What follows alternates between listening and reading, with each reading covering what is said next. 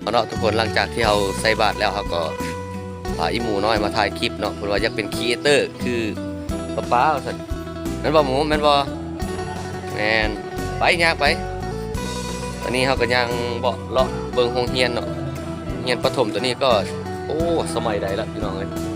ตอนนี้ก็รถก็จอดเต็มเข้ามาใส่บาตรแถวนี้แม่นบ่มายางมาอีกเพิ่นก็อยากเป็นครีเอเตอร์เด้เพิ่นน่ะบ่ถ่ายคลิปบ่ได้ฉะนั้นก็ง่ายมาก็เป็นครีเอเตอร์กาเว้ากาว่ามาพี่แม่ตอนนี้รถก็โอ้ทุกคนอยู่แถวนั้นก็เนาะวัดอยู่วัดเมื่อกี้ก็จนเรียนคิวกันนะทุกคน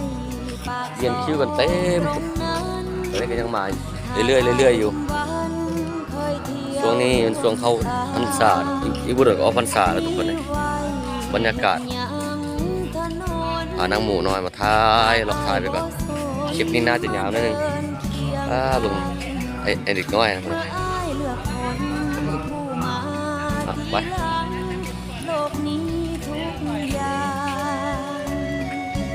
ไปกลับได้วันนี้เนาะกลับไปกินซาดเนาะพี่เนาะ